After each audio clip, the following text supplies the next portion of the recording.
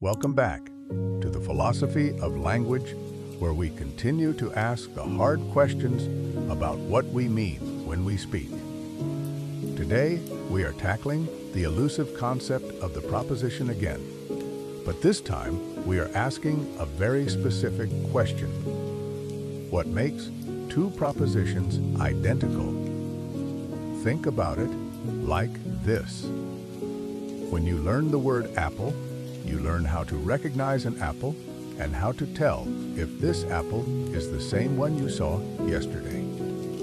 But a proposition is not a physical object. You cannot hold it in your hand.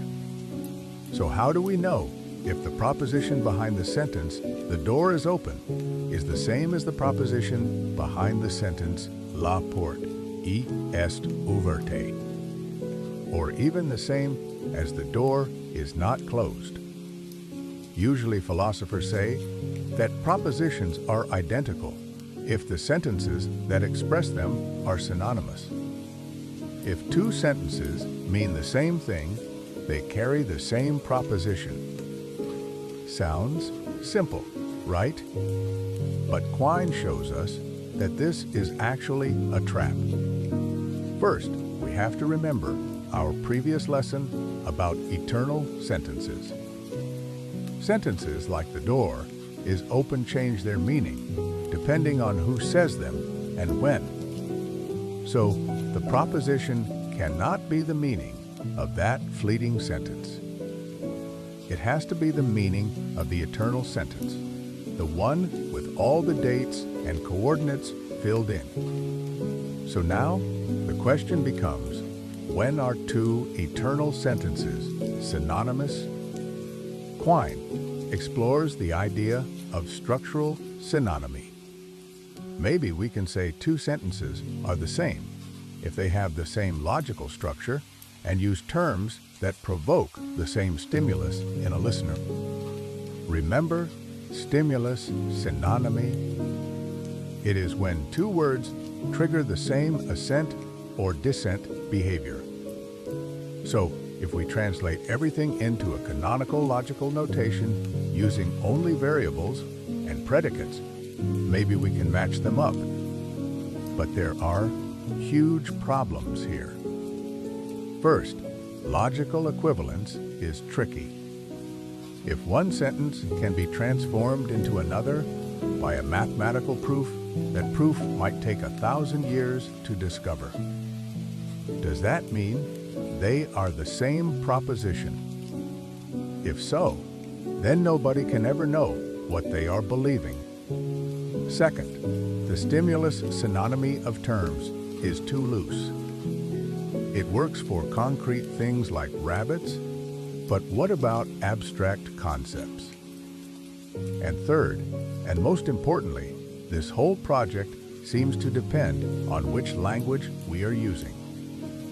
If we define propositional identity based on English grammar or even a specific logical notation, we are being parochial. What about other languages? What about alien languages? If propositions are real objects like rocks or stars, they should exist independently of our specific language rules. But here is the kicker. Quine argues that if we take the existence of propositions seriously, we are forced to admit that there is some hidden fact of the matter about translation.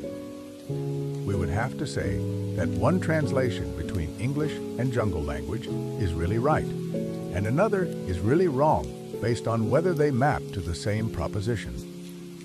But remember what we learned in section 16 about the indeterminacy of translation. Quine showed us that there are many different ways to translate a language that are all compatible with the speaker's behavior. There is no single right answer. So, if propositions require a single right answer, then propositions cannot exist. The very idea of a proposition as a fixed meaning independent of language contradicts the behavioral reality of how we learn and use words. Asking for the conditions of identity for propositions is not just a hard problem, it is a mistaken ideal. It is like asking for the coordinates of a ghost. The ghost was never there to begin with. We are chasing a shadow cast by our own language habits. Quine concludes that we should probably just give up on the idea of propositions as these stable interlinguistic entities. Instead, we should focus on sentences and how they function in a specific language. The search for the perfect synonymy is a wild goose chase because meaning is not a thing you can lock in a box. It is a fluid set of relationships and behaviors. So when we say two sentences mean the same thing, we are making a practical decision for a specific purpose, not discovering a deep metaphysical truth. This is the essence of Quine's naturalism. Stripping away the magical thinking and looking at language as a biological and social tool. Thanks for watching, and make sure to subscribe for more philosophical debunking.